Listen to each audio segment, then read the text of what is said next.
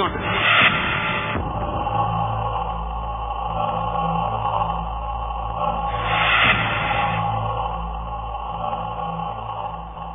আমরা ইতিহাস থেকে জানতে পারি যে স্পেন আর ফ্রান্সে সন্ত্রাসী সংগঠনের নাম ইটিএস।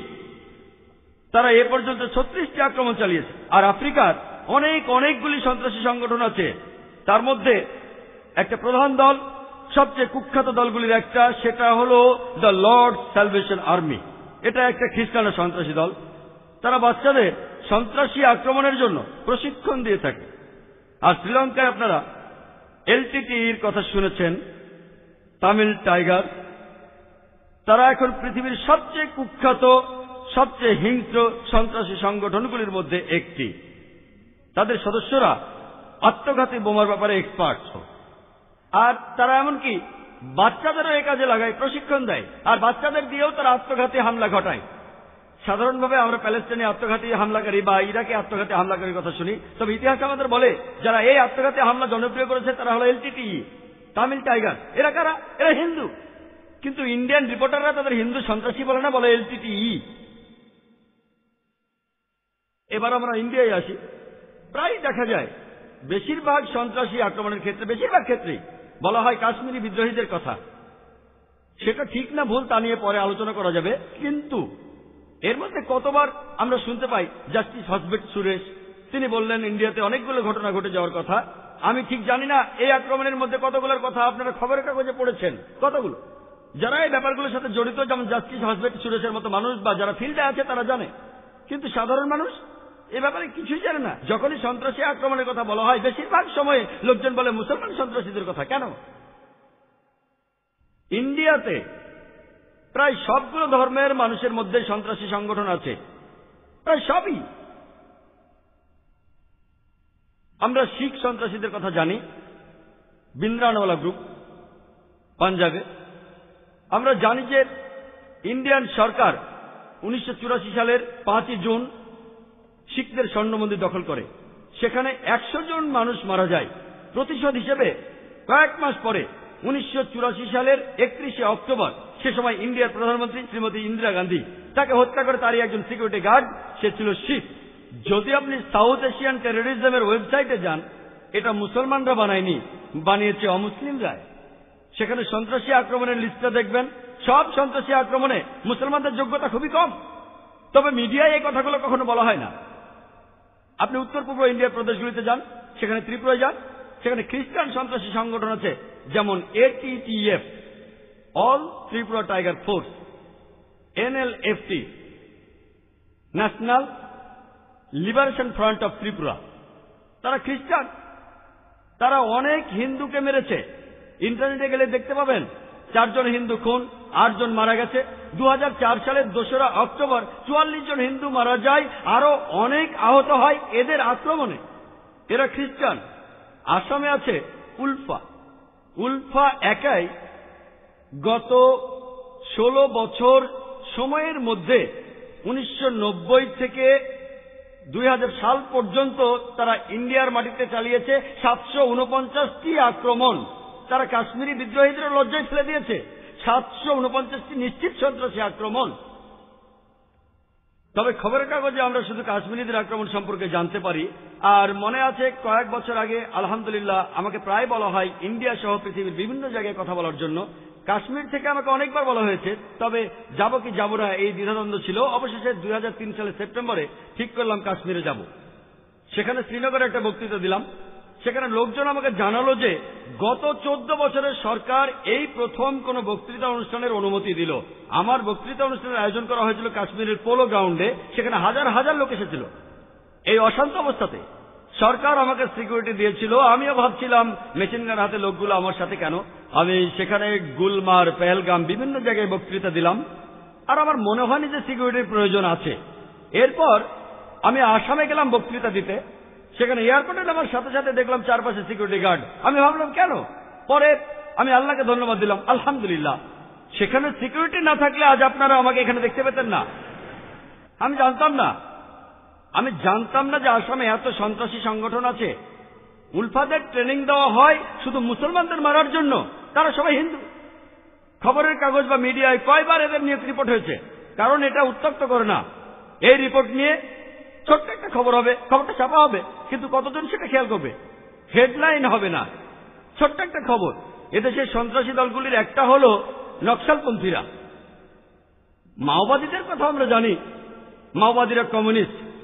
আর ইন্ডিয়াতে কমিউনিস্টদের যতগুলো আক্রমণ হয়েছে বেশিরভাগই করেছে মাওবাদীরা। শুধুমাত্র নেপালেই গত 7 বছরে তারা 99টা সন্ত্রাসী আক্রমণ চালিয়েছে। আর ইন্ডিয়ার 600টি জেলার মধ্যে ইন্ডিয়ার সরকারের রিপোর্ট অনুযায়ী, সন্ত্রাসের উপর ওয়েবসাইট অনুযায়ী,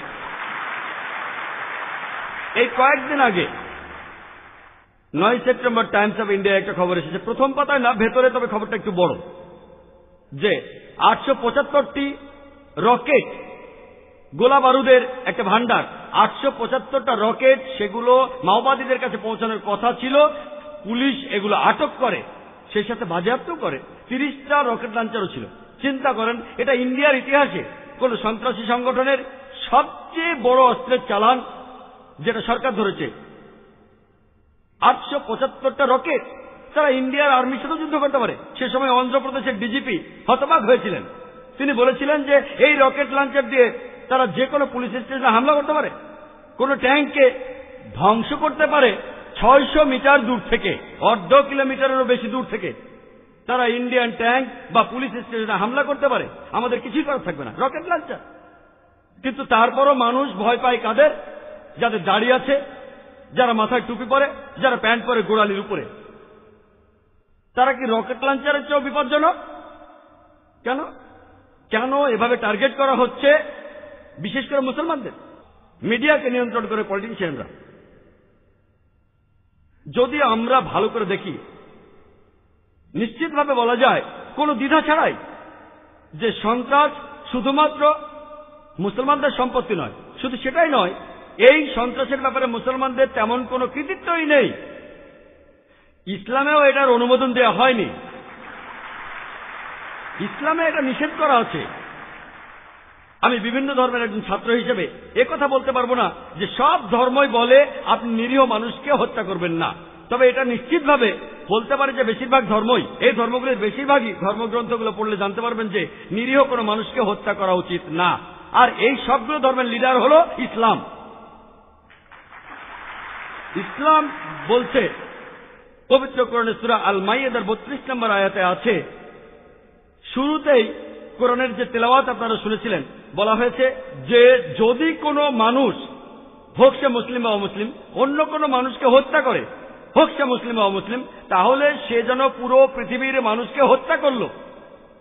আমি অনেক ধর্মগ্রন্থের কথা জানি যেখানে বলা হয়েছে যে নিরীহ মানুষকে হত্যা করা উচিত না। তবে কোরআন শুধু একথাই বলছে না, কোরআন বলছে যদি কেউ অন্য কোনো মানুষকে হত্যা করে, আর সেটা যদি হত্যাকাণ্ডের অপরাধ বা দুর্নীতির অপরাধ অথবা দেশের বিশৃঙ্খলা তৈরির অপরাধ না হয়, তাহলে সে যেন পুরো মানব জাতিটাকে হত্যা করলো। কোরআন এখানে আরো এক ধাপ এগিয়ে বলছে, যদি কেউ অন্য কোনো মানুষকে হত্যা করে তাহলে সে যেন পুরো মানব জাতিটাকে হত্যা করলো। আমি এমন কোন ধর্মগ্রন্থের কথা জানি না যেটা বলছে যদি আপনি কোনো নিরীহ মানুষকে হত্যা করেন তাহলে আপনি যেন পুরো মানব জাতিকে হত্যা করলেন। আর এরপরও কোরআন বলছে যে যদি আপনি কারো জীবন বাঁচান, কোন মানুষের জীবন, তাহলে আপনি যেন পুরো মানব জাতিকে বাঁচালেন। ইসলাম শব্দটা এসেছে আরবি শব্দ সালাম থেকে, যার অর্থ শান্তি। এই শব্দটা এসেছে আরবি সিলম থেকে, যার অর্থ আল্লাহর কাছে নিজের ইচ্ছাকে সমর্পণ করা। এক কথায় ইসলাম শব্দটার অর্থ আল্লাহর কাছে নিজের ইচ্ছাকে সমর্পণ করে শান্তি অর্জন করা। ইসলাম সব ধরনের সন্ত্রাসী কার্যকলাপের নিন্দা করে, নিরীহ মানুষ হত্যা করাকে ইসলাম নিন্দা করে। যাই হোক না কেন, হোক সেটা 9/11, সেই টুইন টাওয়ার অ্যাটাক, অথবা সেই 7ই জুলাই ইংল্যান্ডে 50 জনের বেশি মানুষ মারা গেছে, নিউ ইয়র্ক টাওয়ারে 3000-এর বেশি মানুষ মারা গেছে, লন্ডনের বোম ব্লাস্টে 50 জনের বেশি মারা গেছে, অথবা 93 সালের সিরিয়াল বোম ব্লাস্ট বোম্বেতে, সেখানে 250 জনের বেশি মারা গেছে। যে বোমাগুলো রিসেন্টলি ফেটেছে 2006-এর 11 জুলাই, সেখানে 200-এরও বেশি মানুষ মারা গেছে। এগুলো সব নিন্দনীয়, সব নিষিদ্ধ। নিরীহ মানুষকে হত্যা করার পক্ষে কোনো যুক্তি পাওয়া যাবে না। অনেক মুসলমান অনেক সময় এসব কথা বলতে গিয়ে থেমে যায়, কিন্তু আমি এখানে থামবো না, আমি এখানে বলতেই থাকবো। আমি অবশ্যই নিন্দা করব আফগানিস্তানে যে হাজার হাজার আফগানি মারা গেল, ইরাকে যে হাজার হাজার নিরীহ মানুষ মারা গেল, গুজরাটে যে হাজার হাজার মানুষ মারা গেল, যেসব মানুষ মারা গেল প্যালেস্টাইনে, যেসব মানুষ মারা গেল লেবাননে, এখানে আমরা থামতে পারি না। আপনি কাকে ভয় পাচ্ছেন? সব ধরনের সন্ত্রাস যেখানে নিরীহ মানুষ মারা যায় সেগুলোর নিন্দা করা উচিত, সেটা মুসলমান করুক বা অমুসলিম করুক। আমাদের কাছে প্রমাণ নেই যে 9/11 অথবা 7ই জুলাই অথবা বোম্বে ট্রেনের সিরিয়াল বোম ব্লাস্ট এগুলো মুসলমানরা করেছে। এটা শুধুমাত্র একটা অনুমান। তবে যাই হোক, সত্য সেখানে যাই হোক, সেটা মুসলমান করুক বা অমুসলিম করুক, এর নিন্দা করা উচিত। এসবই নিষিদ্ধ। আমরা জানি যে বেশিরভাগ ধর্মই এই কথা বলে না যে আপনি নিরীহ মানুষকে হত্যা করেন।